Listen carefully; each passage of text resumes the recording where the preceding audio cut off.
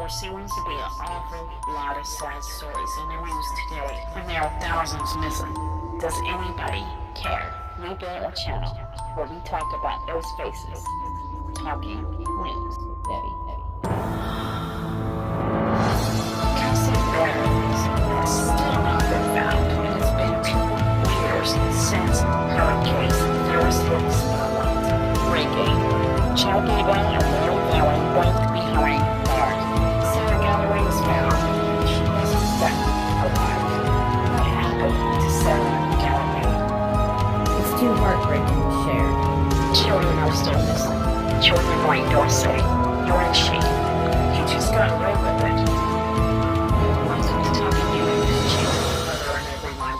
My name is Debbie. We use big stories to push little faces. Hello everyone, welcome to Chasing a Murderer Talking News. I want to ask you guys before we get started, take a moment to subscribe, like, and say hello in the comments. Guys, we really do need that kind of support system, especially when you push subscribe, because it really helps these creators like myself get our videos out there. Thank you so much to those of you who have done that and gone beyond. And you can also share a video if you enjoy it. Today I will be recording outside, so you may hear a bit of background noise. It's a bit windy today. We have a few tropical storms heading our way. Yay! Best parts of living in Florida, right? So here we are. We're in a 2015 timeline and we're covering Julie Rowe and Chad Daybell. Around this time, Julie Rowe is now a practitioner of energy code healing. She is also one of the top leaders when it comes to the prepper movement of 2015. So she's referred to, and many like her, as being part of this mass prepper craze. And as we mentioned before, they are actually watching for the 7 years tribulation where Satan will be unleashed from his fiery pit, and Jesus will actually be seated on his throne here on earth. Jesus being surrounded also by the most loyal saints. Now, I've had a lot of trouble trying to fit in exactly where Chad Daybell starts talking about or predicting his wife Tammy's death. But Julie says at some point Chad does this. He has this deep feeling, and he's been told that Tammy will pass away, and at some point could be by accident, so a car accident. During this time, Julie and Chad's friendship is stronger than ever. Here's the one thing that Chad does also believe is the fact that in one's death, whoever you are married to, in the afterlife, you will remain sealed to this person for eternity. Even if the living spouse remarries in the future, he can get sealed to this woman or vice versa, and they all be sealed in the afterlife. Something else I would like to share is the fact that Julie uses her self-proclaimed gifts to find past lives and future paths. Many of her clients have had this experience where she's able to actually to confirm or deny that they had existing lives before their mortal life now. As I have been keeping up with her a little bit, it seems that she may be going a little bit of a different direction as well. But one thing I did learn is Julie likes to work with auras and with essential oils, lavender oils, avocado oil, and sometimes if you can't afford the oil, you can just hold on to the bottle. Something Julie is learning is that energy healers are necessary for priesthood blessings, energy work, and they are combined. At the time when she's doing these Zoom calls or just telephone calls or even seminars, she's making a bit of money. And I guess she makes about $25 a pop when she first starts off. And a few believers and followers swear by these energy healing sessions. And this is what healers say that they can do, that they can heal many people, but they can't heal everyone. And in many cases, there are no refunds.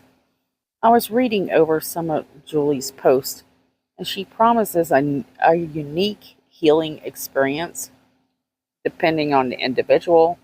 One of the main purposes is to release this negative energy that is inside you and all around you. In one post, she claims, based off of your individual experiences, there is a non-refundable scheduled appointment. Once you're on that calendar, you're on there. There's no refunds issued. And anybody that don't, guarantee or give refunds, it's kind of sketchy anyways. So what does she work on? Well, she works on regression therapy. One example of this is where you can hypnotize your client and dig deep into their memories, their minds, and find your past lives. This is why I'm sharing this, because it's an important part to play in this case, simply because we know Lori Vallow was big on investigating past lives. She even believes that she's lived several lives and very prominent lives. But we'll talk more on that later. So where are these guys learning this stuff from? Well, there's no evidence that Chad Daybell was actually practicing energy codes or energy healing or regression. The person connected to these guys is Julie Rowe. And we know that Chad Daybell will take a few sessions with her, and we'll talk more on that shortly. But Julie's tapping into their subconscious memories. They're unlocking and reading their souls. Souls from another time and another place. She wants her clients to gain purpose of self-understanding, to also gain a stronger sense to oneself. Or sometimes, a lot of people do this just for fun. And we'll speak more on this a little bit from now. So we learn that Julie believes that she can read a person's spirit or soul and name who they were in a lifetime before, or even a lifetime before that. Chad Daybell's interest in emotional code peaks around this time. From here on until the present, actually, until he was arrested. And he's given several private sessions with his female author, learning the tricks of the trade. And as Chad Daybell and Julie Rowe become close, the LDS Church begins to distance themselves away from Julie Rowe. And I guess you could say Chad Daybell. It's just they're not really understanding the attachment of these two quite yet. And as the church is speaking out, Chad Daybell comes to her rescue, at least according to a few of his blogs, 2015. Chad Daybell is very unhappy with the complaints by media about his good friend Julie Rowe. Julie Rowe, the self-proclaimed prophet, is now a damsel in distress. Chad said in his reply against the media and the church articles that are coming out, quote, "It only took a few days for the church employees to spread this supposedly eternal memo across the internet.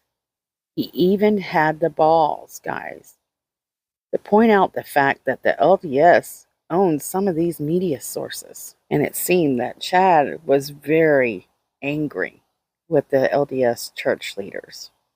And why are we sharing this? Well, it's so that you can understand the mindset of these people who committed such dark crimes. And this is going to be a long little note, but it's a rant that we can't look over.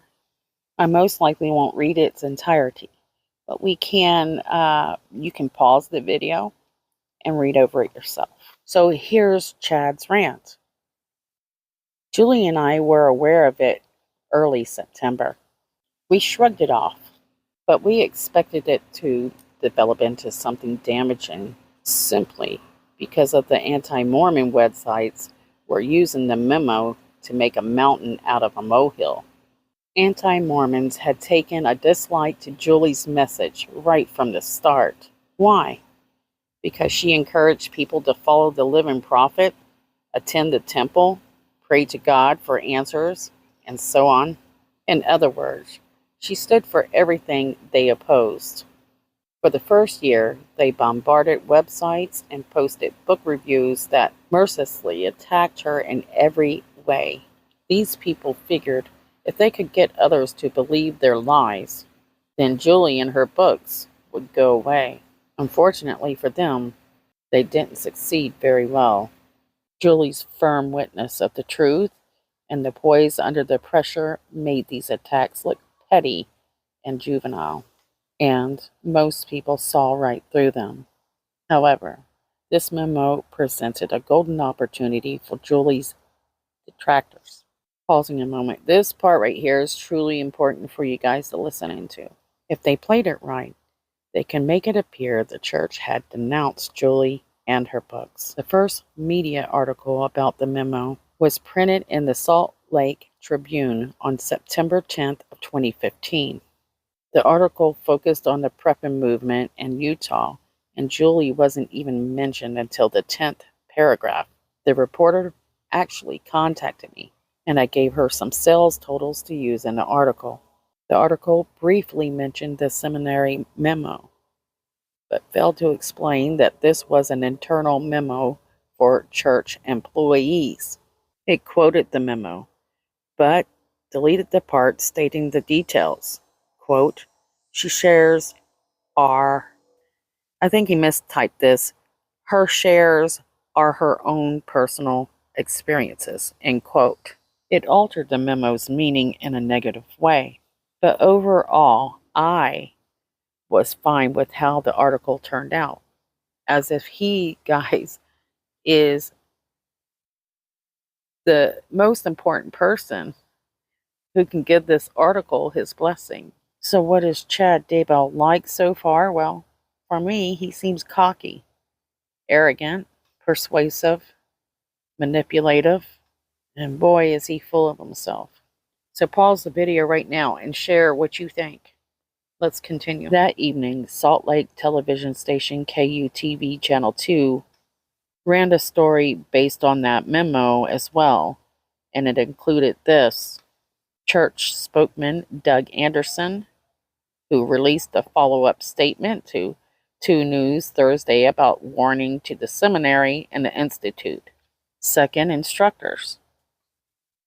The internal memo does not constitute an official church statement, but serves as a routine reminder to teachers from seminaries and institutes of religion of their responsibility to teach from the scriptures and the church leaders. And so here, this is where, remember how Chad likes to use his writings, his books, claim that while they're really based on nonfiction, they're having to be written as fiction for, let's say, value reasons and moral reasons. But Chad has this to say about, how he sees the church is taking people rejecting Julie's books. He really believes that the church is very supportive of Julie. He says, quote, people who read her books should recognize that they are personal accounts and do not necessarily reflect the church doctrines. With him saying that, guys, he's really not saying that these are not true either. He continued with, KUTV also included a message that Julie sent them that day.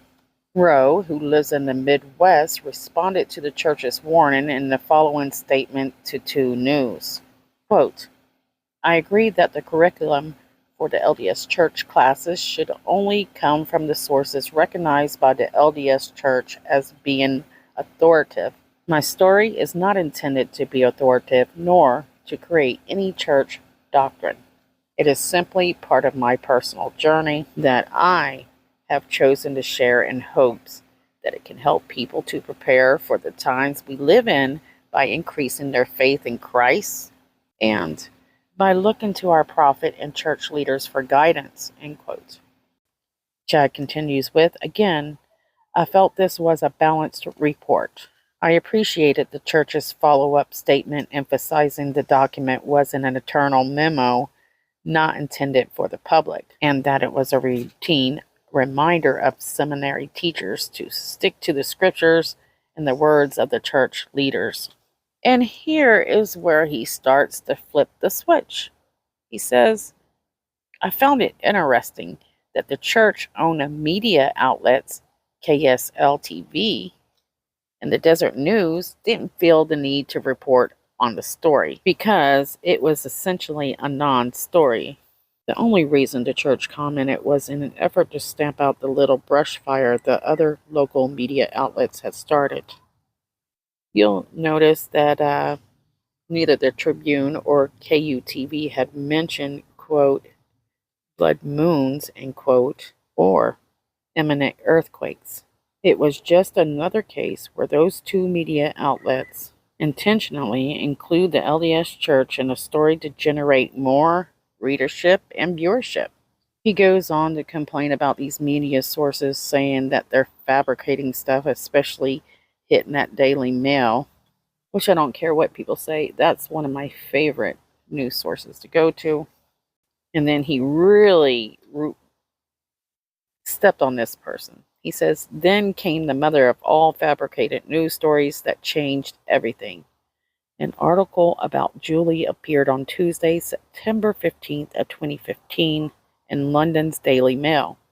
He says, which they consider in some circles to be England's National Enquirer. Then he names the author, okay? So the article was written by Ruth Stiles, best known for her involvement in a major plagiarism lawsuit in 2013.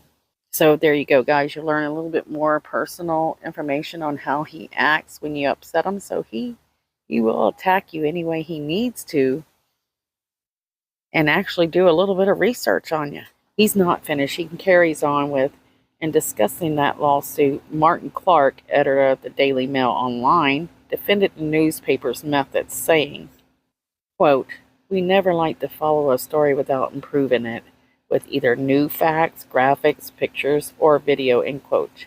And this is where you can see Chad is just very angry because his responses give you that background because Ms. Stiles greatly improved, in quotation marks, upon Julie's story with plenty of, end quotes, new facts. Then he went into the game of, I call it the blame game. Who is responsible for all the blood moon theories? According to Chad, it is these media sources. They are just making all this stuff up, lying, they're fabricating all these, let's call it enhancers to what they've already written or said. Well, it is true. There's other people that have said their theories about the blood moon, including Hagee. We've covered that. But no one asked for Julie to step forward and share her theories and push the end days. She did that on her own. No one put that pencil into her hand.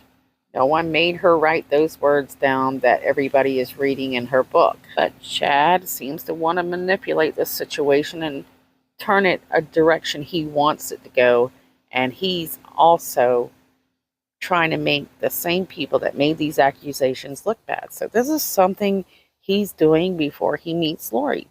This is something familiar to Lori. She's doing it also, and she doesn't know Chad. If they don't like what you do or say, you're going to be punished for it. And according to at least their actions, God is a God of attacking people you do not agree with. And so now we have an idea of who Chad is when he gets angry, when his path is blocked.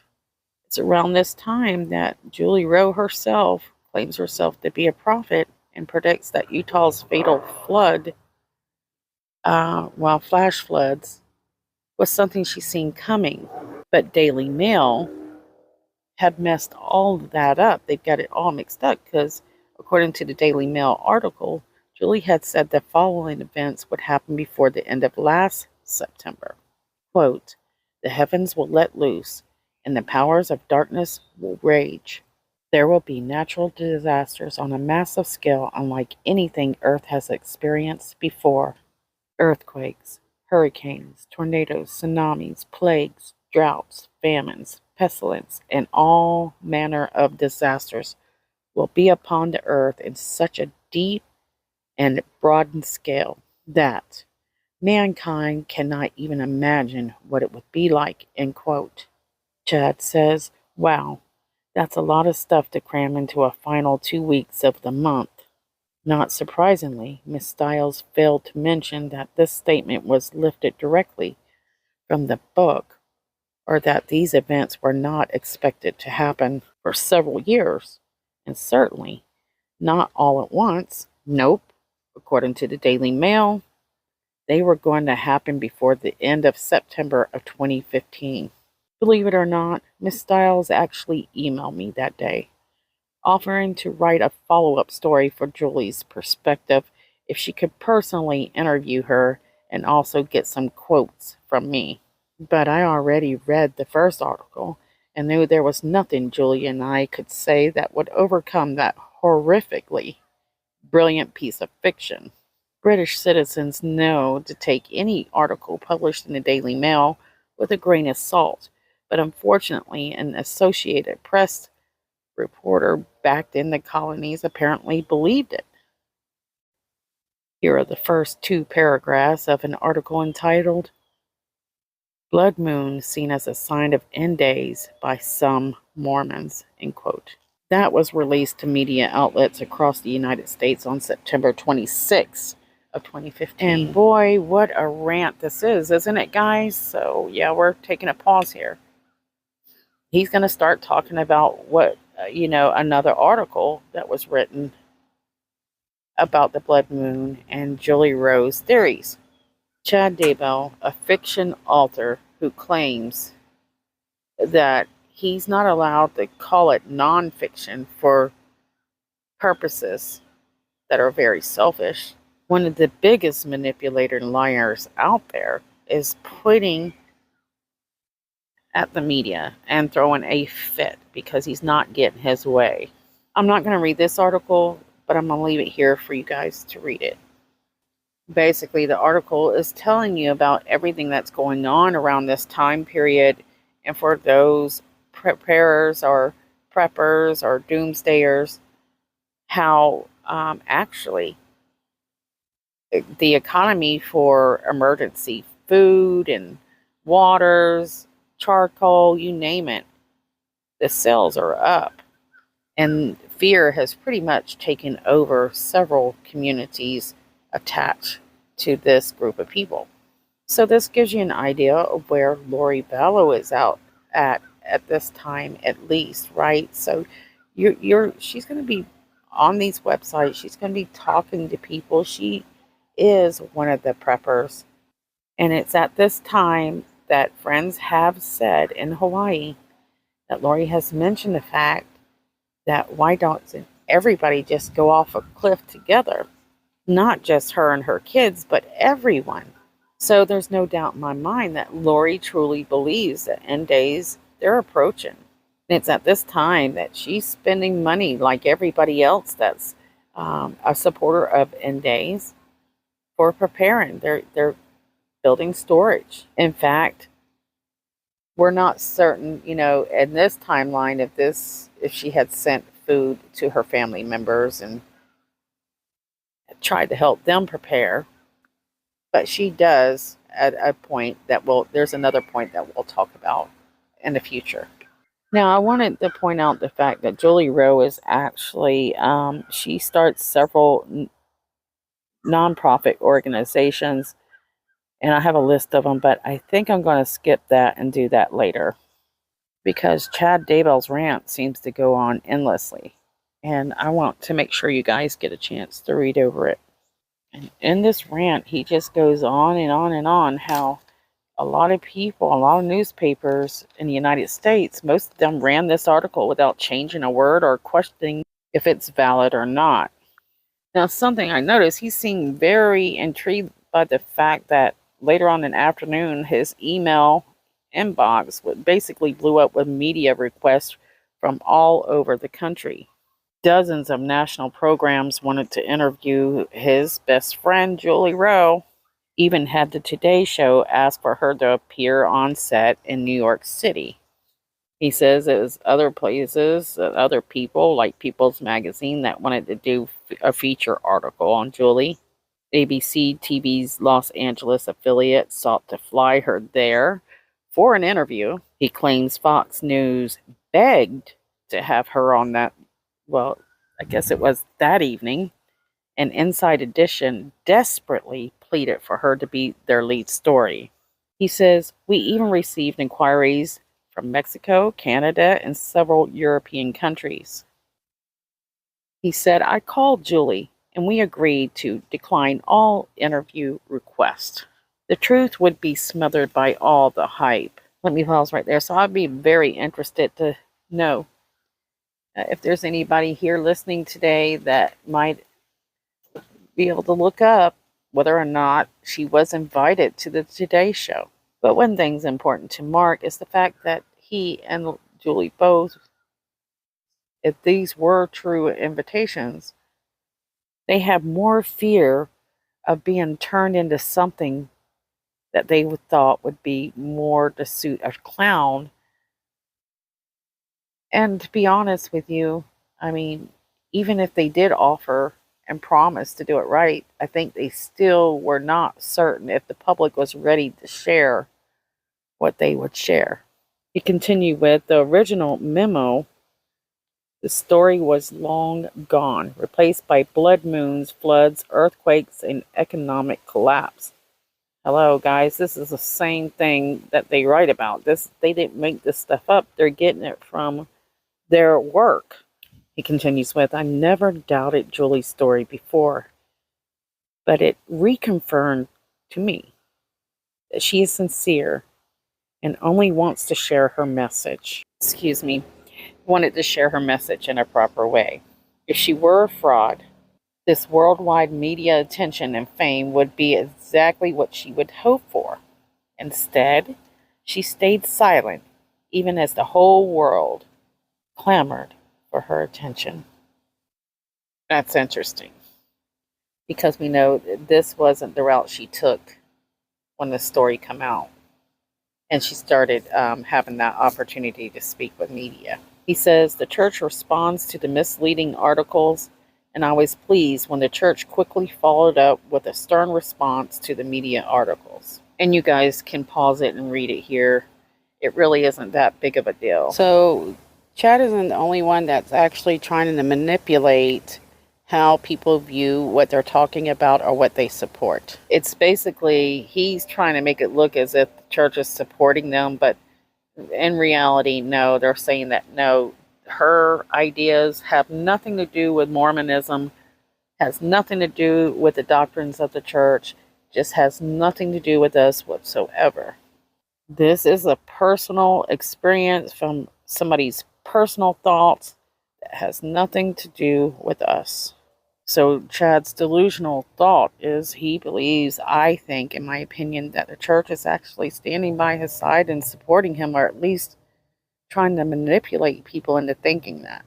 He says that the church, this ended up causing the church a lot of trouble, to be honest, and the church had to respond to specific media calls and general media outreaches and hundreds of other stories by emailing a number of journalists explaining its concerns with the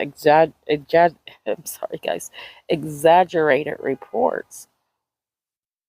And, well, I haven't been able to speak to the church personally on this one to even say whether or not this is true. And the rant continues on and on and on. And again, I'm not going to cover all this, so just read the next post that I have here. But he's saying that Julie doesn't consider herself a prophet and that other people should follow the prophets and leaders of the LDS. However, if you read her book and her post, she says she is a messenger sent from God, which means that she's calling herself a leading prophet over, or at least alongside of, the prophet of the church. And no one can twist those words or anything like that. That's just, it's there, it's what it says, that's what it means, and that's how it is. And certainly I did find it interesting that he was able to step aside and kind of ride the coattails of Julie Rowe. He's not worried about his ideas, his beliefs that he's writing in his books really shining. Because you have to know that he's working behind the scenes. He's not going to make what he's doing public. Important to remember as we go forward. Hey guys, I'm going to have to close it out here. I want to reach out to all my Patreons out there that have been helping me out, and I want to say thank you so much. You guys rock. To all of you who have been here from the beginning, who subscribe, and have continued to support this channel. Thank you from the bottom of my heart. And please, guys, if you can, take a moment to share one of our videos of our missing girls. Don't forget to share below your thoughts on what we talked about today. Okay, guys, love you guys, and I'll see you guys soon.